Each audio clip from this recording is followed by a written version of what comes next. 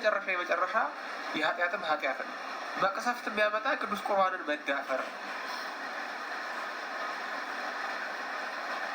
ስርዓቱን ሳይጠብቁ ወደ ቅዱስ ቁርባን መቅረብ በራስ ላይ የሞት ፍርድ መፍረድ ነው። ለዛ ነው ካህኑ ንጹሕ የሆነ ከቁርባኑ ይቀበል፣ ንጹሕ ያልሆነ ግን ከቁርባኑ አይቀበል፣ ለሰይጣን ለምትክ በተዘጋጀ በመንኩሳት እንዳይቃጠል ዲያቆኑ ያውጃል እኮ አይደለ? ካህኑ ከመቅረቡ በፊት ከዛ ዲያቆኑ ተቀብሎ ይላል። ይህን የካህኑን ቃል ያቃለለ የሳቀ የተነጋገረ በቤተ ክርስቲያን ፊት በክፋት የቆመ ቢኖር ጌታችን ኢየሱስ ክርስቶስን እንዳሳዘነው እርሱ ላይ እንደተነሳሳ ይወቅ ይረዳ። ስለ በረከት ፈንታ መርገምን፣ ስለ ኃጢአት ፍሬት ፈንታ ጋር ነፍሳትን ከእግዚአብሔር ዘንድ ይቀበላልና ነው የሚል። ስጋው ደሙን ፈርታችሁ ብትቀሩ ይሻላል ደፍራችሁ ከምትቀርቡት። በቃ ስጋው ደሙን ፈርታችሁ ብትቀሩ ይሻላል ደፍራችሁ ከምትቀርቡት። በጣም እኮ ድንቅ የሆነ ነገር ነው የሚሰማው። አጀብ የሆነ ነገር ነው የሚሰማው።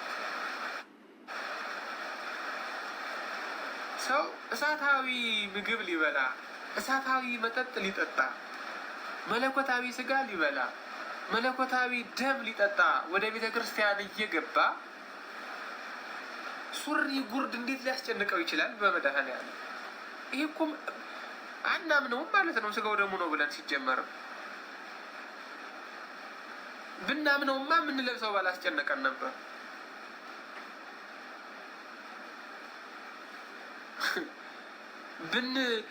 ብናምን ዘንዶ ወቶ ስጋ አምላክ፣ ይሄ የአምላክ ስጋ ነው፣ ይሄ መለኮታዊ ስጋ ነው ብለን እውነተኛ የሆነ ፍርሃት በውስጣችን ቢኖር ልብስ አያሳስበንም ነበር፣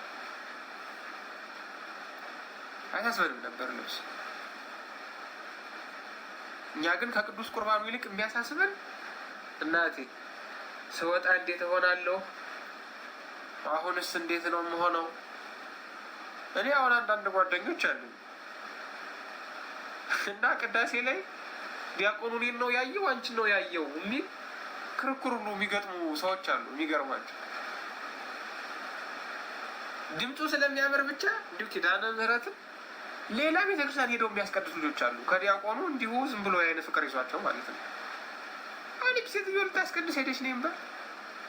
ዲያቆኑ እሷ ደግሞ እንደዚህ አይነት መረጃ ካለው መስባክም ካለ ምንም ካለ ዞር እያለ እያያት ይቀድሳል ማለት ነው።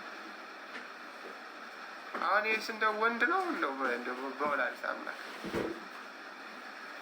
ብዙ የሚቀፍ ነገር አለ እና እናንተ እዚህ ላይ ያላችሁ ሴቶችም ሆናችሁ ወንዶች ስፔሻሊ ለስጋው ደግሞ ፍጹም የሆነ ፍርሃትና መገዛት ሊኖራችሁ ይገባል። ፍጹም የሆነ ፍርሃትና መገዛት ሊኖራችሁ ይገባል። ክርስቶስ ራሱ እኮ ነው። እሱ ክርስቶስ ወንጌል የተናገረለት ክርስቶስ፣ የሐዋርያት የነቢያት አምላክ ክርስቶስ፣ የሰማዕታት ጽን ክርስቶስ፣ የጻድቃን ጽን ክርስቶስ፣ መነኮሳትን በገዳም የሚያጸናቸው፣ ሰማዕታትን በደም የሚያጸናቸው እሱ ክርስቶስ እኮ ነው። እሱን ካልፈራ ማንን ልትፈራ ነው? ክርስቶስ ካልተፈራ ማን ሊፈራ ነው?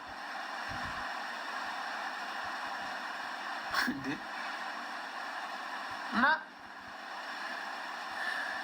እንዲሁ እባካችሁ እንደው መቤቴ እንትን እንዳይሆን በድፍረት ኃጢአት ውስጥ እንዳትገቡ።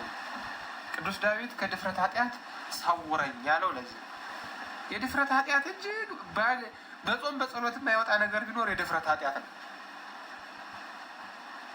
የድፍረት ኃጢአት ነው። ሰው በመደፋፈር ማድረግ የጀመረው ነገር በኋላ ላይ በጾም በጸሎትም አይወጣም። ንቅንቅ ለት ምክንያቱም የድፍረት ኃጢአት ሰይጣን ሳይሆን ልቡና ነው።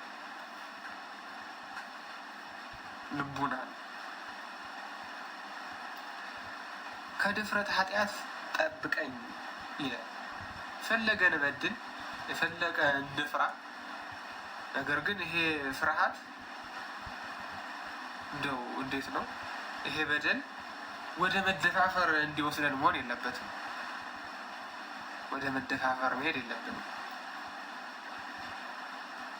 አንዳንዱ እንደው አንዳንዱ እንዴት ነው ልምዱን ከሚተው ሃይማኖት ቢጣስ ይቀለዋል። ልምዱን ከሚተው ሃይማኖት ቢጣስ ይቀለዋል።